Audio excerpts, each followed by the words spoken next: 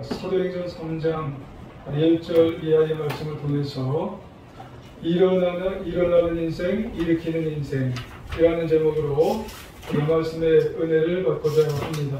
하나님의 은혜가 모두 위에 충만히 마시길 주의 이름으로 축원합니다. 우리 옆 사람에게 인사를 한번 하시기 원합니다. 일어나는 인생, 일으키는 인생 됩시다. 일어나는 인생, 일으키는 인생 됩시다. 잘하셨습니다. 한 가난한 젊은이가 있었답니다. 그에게는 바이올린 한 대가 있었는데, 근데 바이올린은 있었습니다만은 실력이 좀 모자랐어요. 연습도 사실 잘 하지 않아서 연주회를 많이 열지를 못했답니다. 게다가 수중에 돈이 다 떨어졌어요. 그는 하는 수 없이 바이올린을 팔 수밖에 없어서 중고 악기점에 가서 통사정을 하면서 이 바이올린을 좀 많은 대가를 좀 달라고 그렇게 이야기를 했습니다. 그래서 악기점 주인이 얼마를 쳐주었냐면은 $100를 쳐주게 되었습니다. $100면은 요즘 가격으로 이제 13만 원 정도 됩니다. 그래서 이 청년이 그 13만 원을 가지고 이제 어디론가 갔어요. 악기점 주인은 그 바이올린을 이제 조율해 보는 겁니다. 그래서 어디가 뭐 잘못됐나, 음이 좀 잘 나오나 이렇게 좀 조율하고 또 악기를 좀 켜봤어요. 괜찮았어요. 아주 훌륭한 이제 음악이 나왔습니다. 그래서 주인은 잘 손질을 더 해보려고 여기저기 살펴보았는데 악기 안쪽에 보니까 깜짝 놀라는 표시가 있었습니다. 스트라디바리 1704 이렇게 표현이 나왔습니다. 1704년에 스트라디바리라고 하는 사람이 이 바이올린을 만들었다고 하는 그런 표시입니다. 그래서 감정을 의뢰해 봤더니 정말 이탈리아 바이올린 제작자 안토니오 스트라디바리라고 하는 사람이 그 바이올린을 만든 거예요. 그래서 이 바이올린이 조금 이제 손질을 했더니만 나중에 명연주자에게 얼마에 팔렸냐면은 1억 3천만 원, 10만 달러에 팔리게 되어서 1000배나 넘게 팔리게 되었다는 그런 이야기가 있습니다. 여러분 무슨 말씀을 드리냐면 이 젊은이는 자기가 가지고 있었던 이 악기의 가치를 몰랐다는 거예요. 그리고 어떻게 보면은 그의 인생도 살아오게 되었지만 자기의 가치를 모르고 인생을 살지 않았나 그렇게 생각을 해볼 수가 있다는 겁니다. 한마디로 가치를 모르는 인생. 정말 그의 인생은 충분히 그 이상의 놀라운 가치가 있음에도 불구하고 자신의 생각과 자신의 마음속에는 가치를 모르고 인생을 한동안 살았다고 하는 그런 이야기예요. 그런데 우리가 이 젊은이를 생각하면서 우리 주위를 보면 많은 사람이 그런 인생을 살아가는 사람이 의외로 많다는 겁니다. 자기에게 주어진 가치, 자기에게 지금 잠재된 그 가치를 모른 채 현실의 상황에 매여서 또 현실의 굴레에 얽매여서 되는 대로 살아가는 그런 사람들이 의외로 우리 주변에는 참 많이 있다라고 하는 것을 우리가 보게 된다는 거예요. 그래서 주어진 인생 여기까지 뭐 특별한 거 있나 싶기도 하고 또 뭐 앞으로 특별히 변할 것도 없는데 라고 생각을 하면서 그래서 남은 인생 그냥저냥 그대로 살아가도 괜찮겠지 라고 하면서 자신의 굴레와 속박에서 그냥 그대로 살아가려고 하는 사람들이 참 많이 있다고 하는 것이에요. 하지만 하나님은 어떤 분인가요? 절대로 우리 인생을 향해서 그냥저냥 살아가려고 그리고 어떤 환경과 굴레와 상황에 매몰되어 살게 하시고 있는 그런 하나님은 아니시라는 거예요. 대신에 하나님은 오히려 우리가 처한 여러 가지 환경과 굴레와 속박에서 벗어나기를 원하시는 분이 하나님이신 줄 여러분 기억하시기를 원합니다. 반드시 하나님은 우리를 지금 우리의 상황 속에서 그냥저냥 살아가기를 원하시는 분에게 다가오셔서 붙잡아 주셔서 그 굴레에서 벗어나게 하시기를 원하시는 분이 하나님이신 줄 여러분 꼭 기억하시기를 여러분 부탁을 드리겠습니다.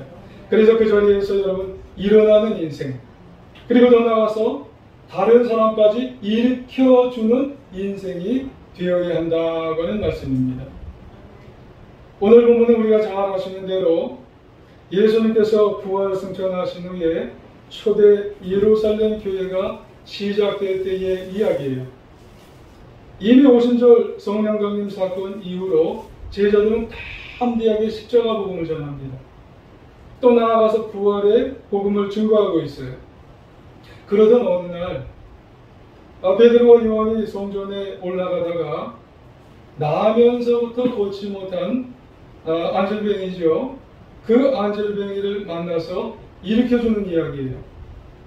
사실 그 안질뱅이는 성전 문 앞에서 매일매일 구걸하면서 마치 다람쥐 쳇바퀴 돌듯이 그 현실의 굴레에서 벗어나지 못하고 비참한 삶을 살아가고 있는 그런 사람이 이제 이 안질뱅이입니다. 매일 반복되는 거예요. 어제도 나와 있으면은 오늘도 나와야 되는 것이고 또 내일도 나와야 될 것이고 매일 그 굴레에서 벗어나지 못하는 사람이 누구예요? 안질뱅이에요. 그런데 이런 상황 가운데서 놀랍게도 전격적으로 인생의 놀라운 변화를 체험하고 경험한 그런 사람이었다는 거예요. 그렇다면 여러분, 어떻게 나면서 못 걸었던 이 안질뱅이가 인생의 놀라운 변화를 경험할 수 있었을까요? 모든 현실이 비참하고 매일매일 눈 뜨는 것이 사실 괴롭고 그리고 죽지 못해 살면서 이런 악순환이 계속 반복되어지는 그런 상황이에요. 그런데 이런 그의 인생이 어떻게 변화의 인생을 살아갈 수가 있었을까라고 하는 것이에요. 어떻게 일어나는 인생으로 그리고 나아가서 다른 사람을 일으켜주는 인생으로 살 수가 있었을까라고 하는 것이죠. 내가 아무쪼록 오늘 말씀을 통해서 오늘 본문 말씀 우리가 잘한다고 생각하지만 오늘 본문의 초점은 안질뱅이에요. 여러분 오늘 본문은 우리가 성경을 보면 베드로와 요한의 초점을 많이 맞추죠. 근데 오늘 본문은 안질뱅이에요. 오늘 이 안질뱅이에 초점을 맞추면서 안질뱅이와 같은 굴레에 혹여나 내가 있다면 우리가 혹여나 안질뱅이와 같은 그런 인생을 지금 살아가고 있다면 그 자리에 박차고 일어나셔서 지금보다 훨씬 더 복되고 아름다운 삶을 살아갈 수 있는 우리 모두가 되시길 주의 이름으로 축원합니다. 그러면 좀 더 구체적으로 먼저 안질뱅이와 같은 상황을 살펴보면 다음과 같아요. 자, 2절을 한번 보겠습니다. 자, 안질뱅이가 어떤가? 2절. 자, 2절은 같이 한번 읽어보겠습니다. 시작. 나면서 못 걷게 된 이를 사람들이 메고오니 이는 성전에 들어가는 사람들에게 구걸하기 위하여 날마다 이문이라는 성전문에 두는 자라. 아멘. 그래요. 자, 여기서 보면 서두에 그러죠. 나면서 못 걷게 된 사람, 못 걷게 되니 그래요. 지금 계속 말씀을 드렸지만 이 사람을 뭐라 그래요? 안질뱅이라고 합니다. 그런데 이 안질뱅이의 장애는 어느 때부터 생긴 거예요? 나면서부터. 선천적이에요. 그러니까 스스로 이 안질뱅이는 움직일 수가 없어요. 조금 더 걸어 다닐 수 있는 그런 사람이 이 사람이 아니에요. 나면서부터 안질뱅이이기 때문에 이 사람은 스스로 움직일 수가 전혀 없는 사람이에요. 때문에 평생토록 다른 사람의 도움을 받아야지만이 무언가 할 수 있는 사람이 바로 이 안질뱅이에요. 그런데 사도행전 4장 22절에 보게 되면은요, 이 사람에 대해서 이렇게 언급을 해요. 병 나은 사람은 40여세나 되었더라. 아멘. 그래요. 이 사람이 지금 병이 났고 지금까지 지금 병이 나올 때까지 몇 년을 이런 생활을 했냐면은 40세예요. 그러니까 40년 동안 이 사람은 움직이지도 못하고 그 자리에서 그냥 괴로운 생활을 했던 사람이 누구예요? 이 안질뱅이에요. 자저 김병의 효자가 없다고 가족도 떠나고 친구도 떠나고 아는 사람도 다 떠나고 이제는 더 이상 그를 직접 보살펴주는 사람이 하나도 없어요. 하지만 살았으니까 먹어야죠. 구걸을 해야 되는 거예요. 그러니까 매일매일 지나가는 사람들한테 자신은 움직이지 못하니까 지나가는 사람들한테 나 좀 움직여달라고. 나 좀 저기 사람들 저 성전 앞으로 좀 움직여달라고.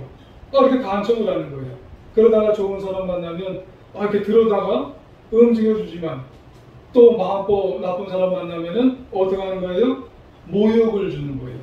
아니 움직이도 못하는 이 거지 같은 놈이 나에게 오늘 재수없게 아침부터 이렇게 나를 움직이려고 이렇게 힘들게 한다. 얼마나 괴로울 거예요. 이게 몇 년 동안요? 40년 동안. 너무 괴로운 거예요. 그런데 이 사람이 가려고 한 것이 어디냐면 예루살렘 동쪽에 위치한 아름다운 문이라는 거예요. 미문이에요. 미문. 우리로 말하면 서울의 동쪽에 있는 문이 어디예요? 동대문이에요. 동대문. 그래서 이 사람이 그 미문에 이제 겨우겨우 가서 사람들을 만나서 하는 이야기가 뭐예요? 한 분만 주세요. 한 분만 주세요. 내가요 어제 저녁부터 한술도 먹지 못했어요.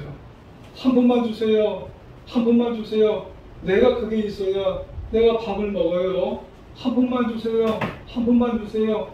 여러분 이런 속박에 있은 사람은 너무 이게 간절한 거예요. 괴로운 거예요. 매일이 그랬다는 거예요. 매일이. 아마도 그 안질뱅이는 그렇게 구걸하는 것 외에는 다른 소원이 없어요. 왜요?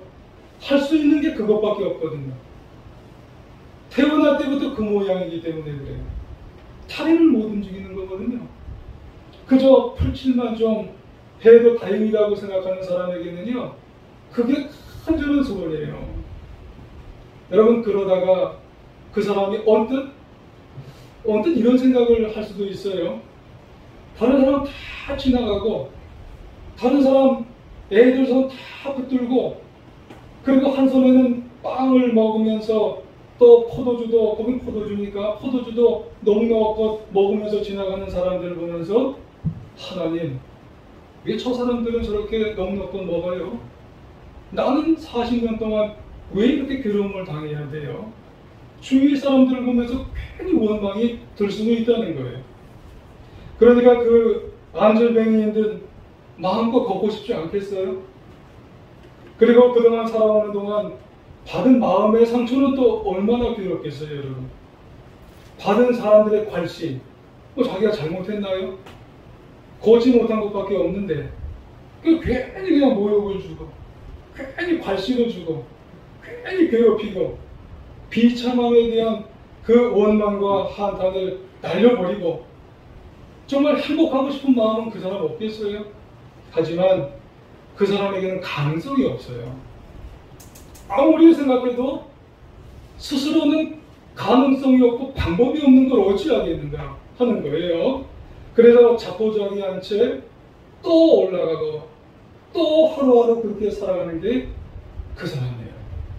그래서 그는 매일매일 의미 없이 그저 부닥쳐오는 현실을 맞이하면서 하루하루 먹고 사는 문제에 매달려 살 수밖에 없어서 그날도 올라간 거예요. 그래서 성전 미문 앞에서 또 쭈그리고 앉아서 사람들 채 바라보지 못한 채 뭐 하는 거예요? 한 번만 주세요. 한 번만 주세요. 한 번만 주세요. 성전 미문 앞에 또 앉아서 한 번만 주세요 했던 거예요. 그러고 보면 이 안질뱅이 참 불쌍해요. 매일매일 하루살이처럼 먹고 사는 데만 급급하고 또 올라가서 또 달라고 하니, 여러분 그 안질뱅이를 우리가 성경을 읽어보면 참 불쌍한 분이고 참 불쌍한 사람이에요. 그것도 몇 년 동안이요? 40년 동안 그랬다는 거예요. 40년 동안. 그렇다고 이 생활이 오늘 끝날지도 몰라요. 내일 끝날지도 몰라요. 모레 끝날지도 몰라요. 스스로 자살할 수도 없는 일이잖아요. 그러니까 이게 너무 괴롭고 너무 힘든 분이에요. 그분은 어떻게 보면. 그런데 여러분, 우리는 이분을 보면서 놓치지 말아야 될 사실 하나 중요한 걸 발견할 수 있어요.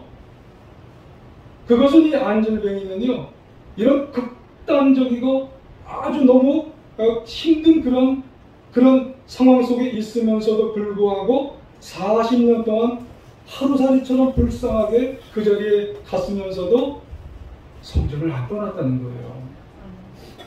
여러분, 그분은 할 수 없는 게, 할 수 있는 게 그로서는 없지만은 매일매일 성전 미문에, 성전에 가까이 거기서 전혀 떠나지 않았다는 거예요.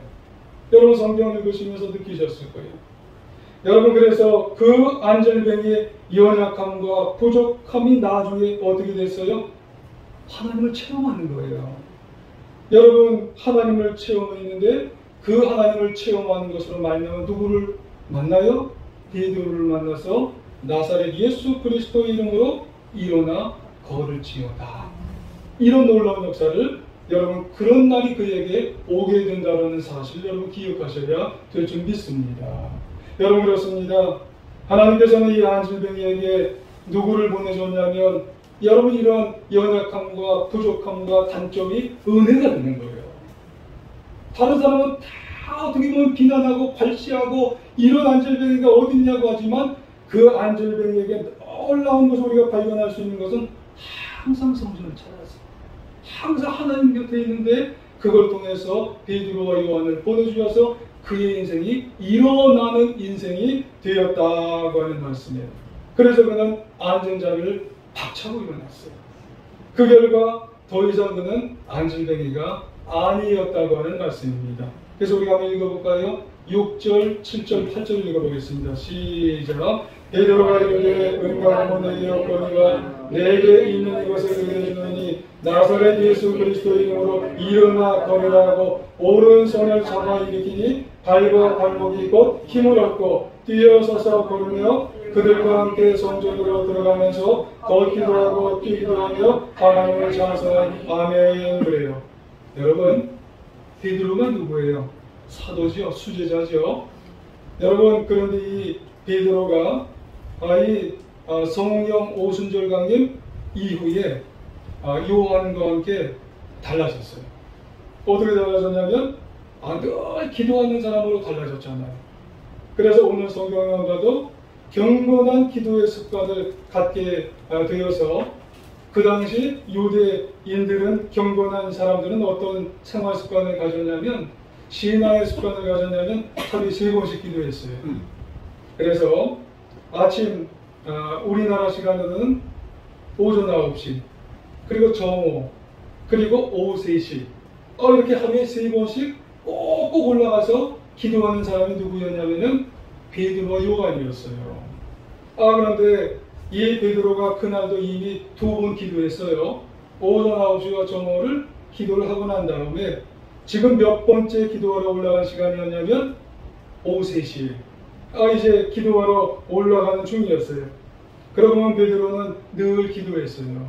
항상 베드로는 성령 강림 이후 정말 하나님 앞에 기도하는 사람이었어요. 그래서 지금 3번 기도하는 그쯤 되니까 영이 맑아요. 그리고 성령으로 충만했어요.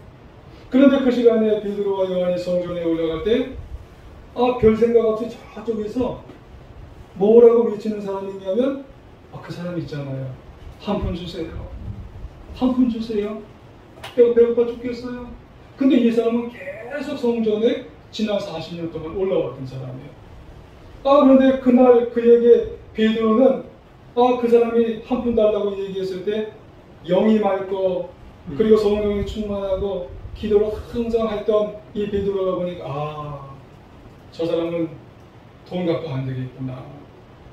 그리고 사실 베드로는 돈이 없었어요. 하지만 그 사람에게는 인생의 근본 문제는 돈으로 해결되는 게 아니야.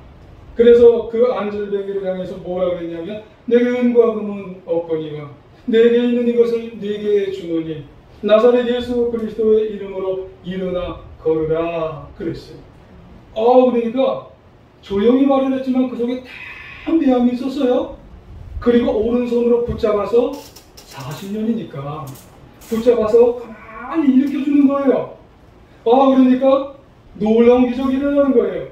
예수 그리스도의 이름으로 40년 된 그 사람이 일어나게 되는 겁니다. 그렇습니다, 여러분. 살아계신 예수 그리스도의 능력이, 놀라운 기적의 능력을 여러분 일으켰다는 거예요.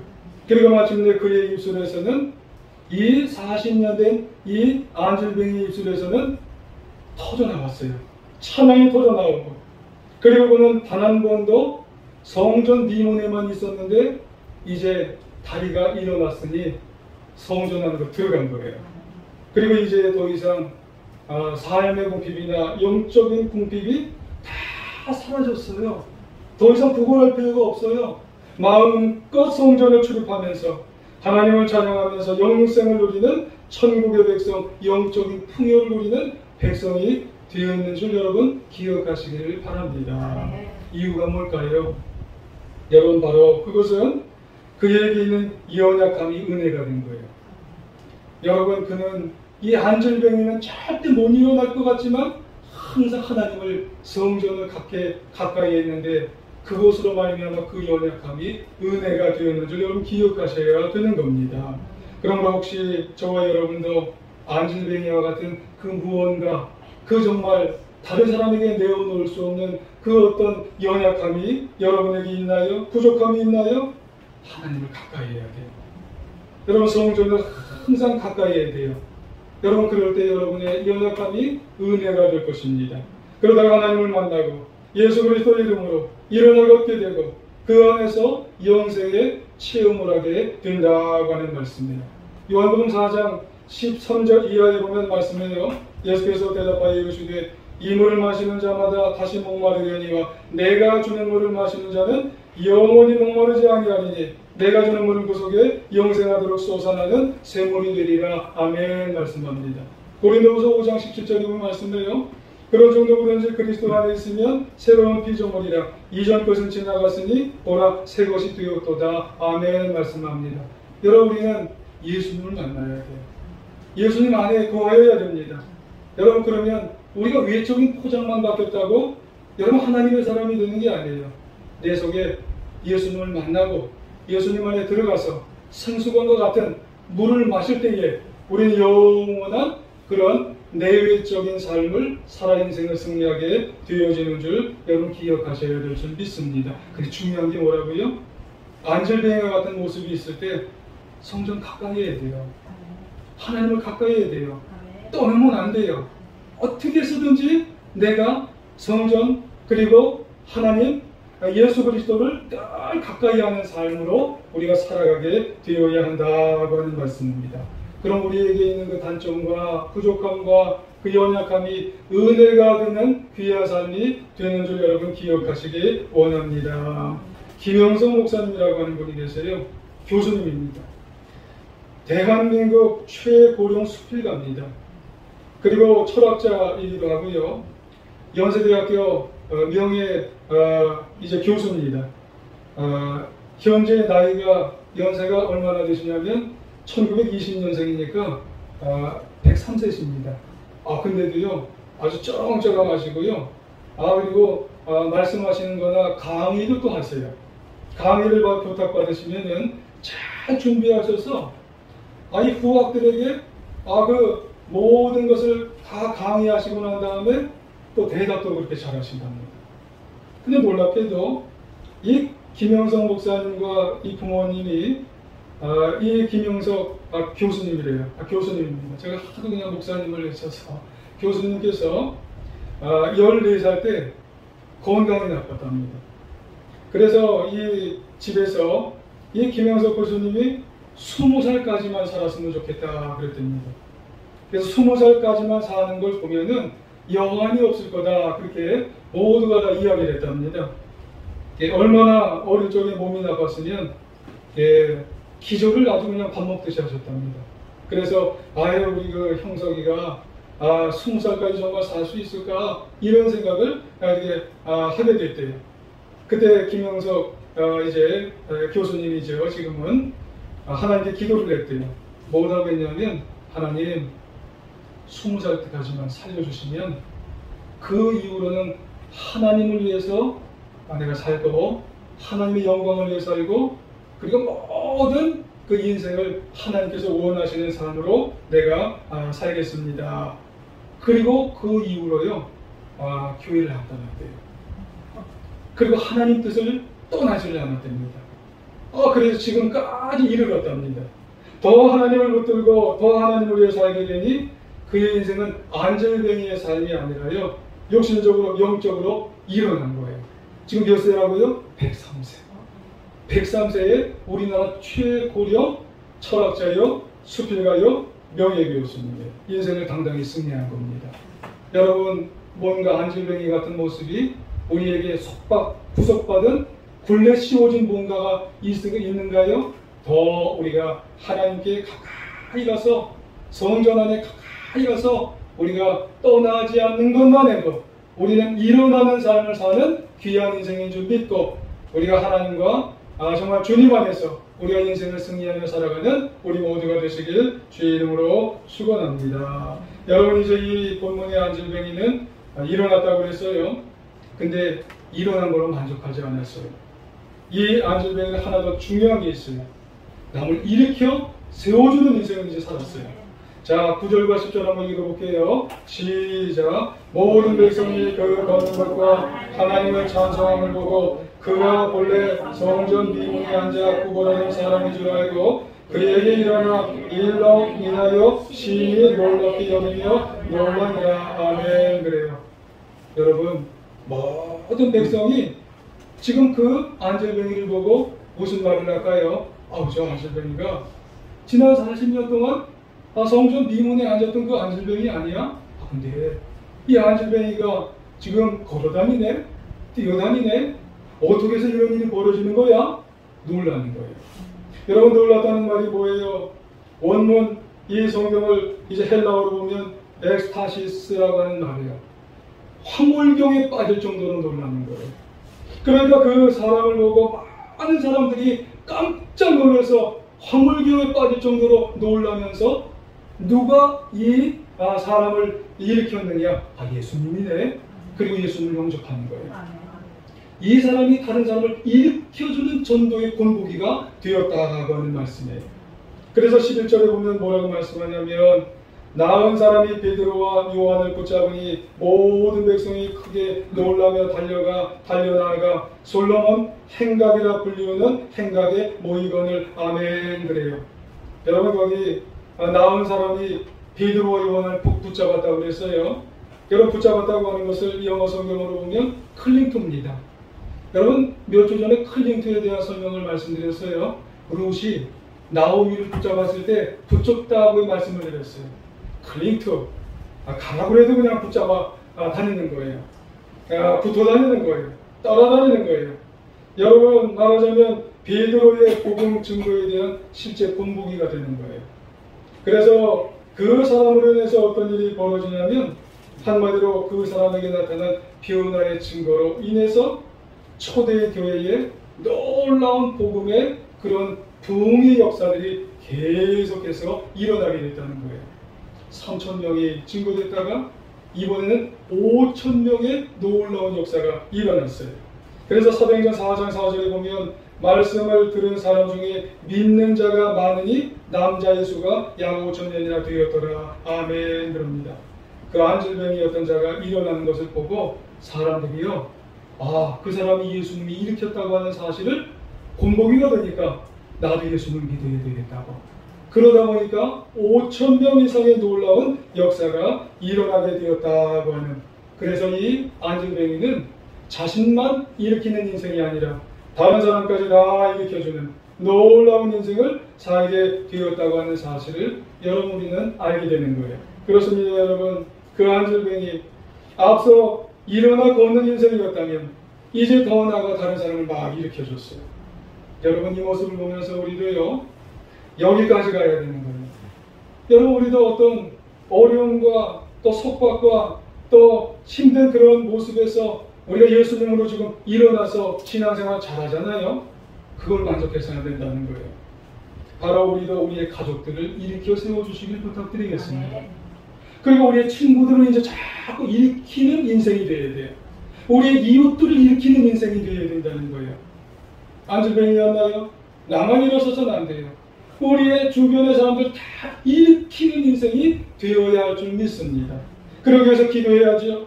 그러기 위해서 준비를 해야죠. 그러기 위해서 본보기가 될 수 있는 그런 안질뱅이였던 분들이 나아드시길 주의 이름으로 축원합니다. 여러분, 그래야 우리가 하나님께서 기뻐하시는 귀한 남은 인생을 살아가게 되는 것입니다. 김진호 감독님에 관한 말씀입니다. 여러분 잘 아시겠습니다만은 여러분 한번 잘 들어보시길 바랍니다. 감독님은 1949년에 아버지가 돌아가셨어요. 아버지도 이제 장손이랍니다. 근데 그 다음 해가 1950년이에요. 6.25가 터졌어요. 그래서 감독님도 2남 3녀 중에 장손이에요.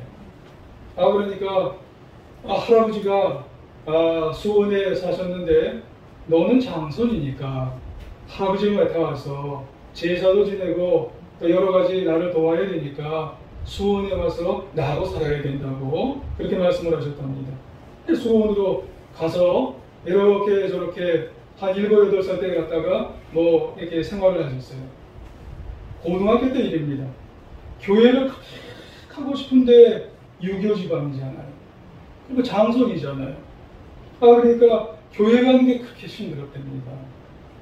집안에서는 단 한 명도 교회 가는 사람이 없는데 근데 이상하게 교회로 발길이 그렇게 옮겨지더랍니다. 그래서 할아버지께 걸리면 큰일 났대요. 진호야, 너 교회 안 간다고 그래요. 안 가면 벌을 안 줄게. 이렇게 얘기를 했었대요. 벌이라고 얘기를 하지만 매를 맞았다는 거예요. 그런데도 교회가 자꾸 발길이 돌려졌답니다. 근데 교회에 2살의 선생님이 있었대요. 그 선생님이 그렇게 잘해줬답니다. 근데 선생님들의 역할이 중요한 거예요. 아니 선생님만 그렇겠어요? 교회에서도 성도님들의 역할이 중요한 거예요. 낯설은 분이 오면 이미 이렇게 교회 생활에 적응하는 분이 이렇게 잘 해주면 또 이제 교회 가고 싶은 마음이 또 드는가 봐요. 그 전에 학교에서 웅변대회가 있었는데 1등을 하셨대요. 감독님 목소리 아시잖아요. 그래서 학교 대표로 시대항에 나가게 되었는데 잘 준비했는데 문제가 이제 토요일날 대회가 있었는데 시에서 사정상 일요일날 주일날 오전 10시에 변경이 되었어요. 그래서 감독님이 생각을 했답니다. 그래, 그러면은 새벽 기도 잘 참석하고 나가야 되겠다. 그리고 새벽 기도를 가셨대요. 근데 담임 목사님이 나가는 진호를 보고 뭐라고 얘기했냐면 우리 진호 참 착하네. 새벽 기도도 드리고 오늘 주일 이제 예배도 드릴 거니까 하나님이 정말 기뻐하실 거야. 이따가 봐. 이렇게 말씀을 하셨다는 거예요. 그러니까 이 진호가 마음이 이게 아닌데? 그러면서 이제 갈등이 생겼다는 거예요. 그래서 어디로 갔겠어요? 그냥 주일 예배를 참석을 하였다는 겁니다. 근데 그날 문제가 생긴 게 웅변대회장에 문제가 생긴 거예요. 웅변대회 진호 학생이 올 줄 알았는데 선생님은 다 그리러 가시고 그 다음에 학생들도 다 와서 피켓 들고 진호에 대해서 응원을 하려고 했는데 이게 진호가 안 온 거예요. 근데 더 큰 문제가 발생했어요.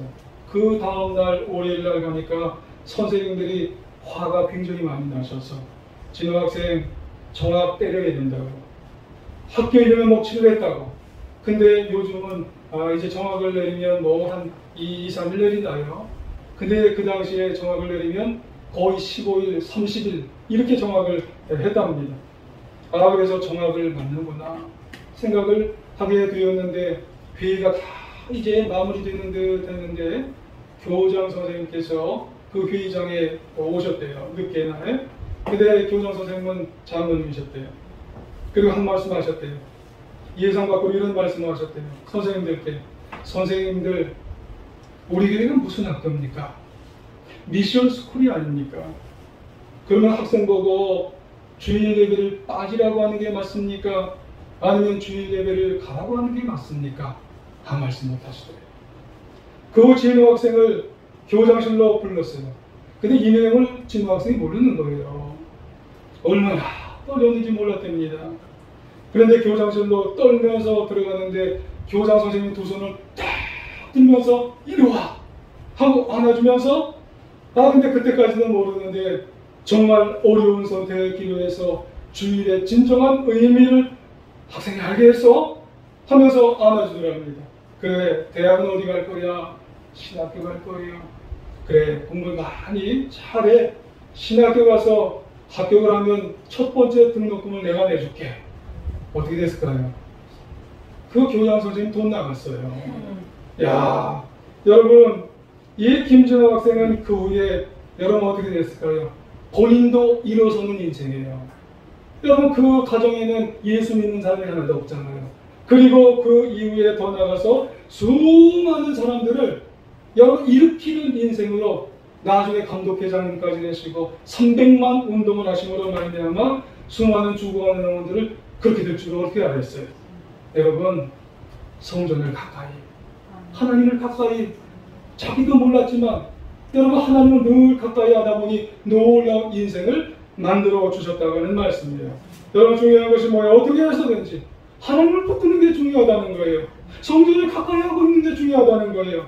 그때 여러분 그 어려운 순간이 약함이 은혜가 되는 것이고 부족함이 은혜가 되는 것이고 여러분 우리의 단점이 하나님을 붙들어서 우리를 은혜의 삶으로 이끌어 만드신다는 사실을 여러분 기억하시길 주의 이름으로 축원합니다. 여러분 지금 어떤 모습으로 우리는 살아가고 있나요? 혹시 안질뱅이와 같은 모습으로 살아가고 있을지라도 절대로 하나님과는 멀어지지 마시길 바랍니다. 주의 성전과는 멀어지시지 마시길 바랍니다. 혹 여러분 타협 자꾸 하시면서 살아가다 보면 결국에 우리는 어떤 삶이에요? 뭘 먹을까? 뭘 입을까? 욕심만을 위해서 그냥저냥 살아가는 그런 삶으로 또 우리는 살아갈지 몰라요. 일어나야 합니다. 예수님의 이름을 믿음으로 부여잡고 일어나시길 바랍니다. 그리고 더 나아가서 우리의 주변 사람들, 우리의 주변 친구들, 우리의 주변 가족들을 일으켜주는 하나님의 기뻐하시는 그런 삶으로 우리가 정말 늘 일어나서 우리가 남은 인생 승리하며 살아가는 하나님의 자녀들 되시기를 간절히 주의 이름으로 축원합니다.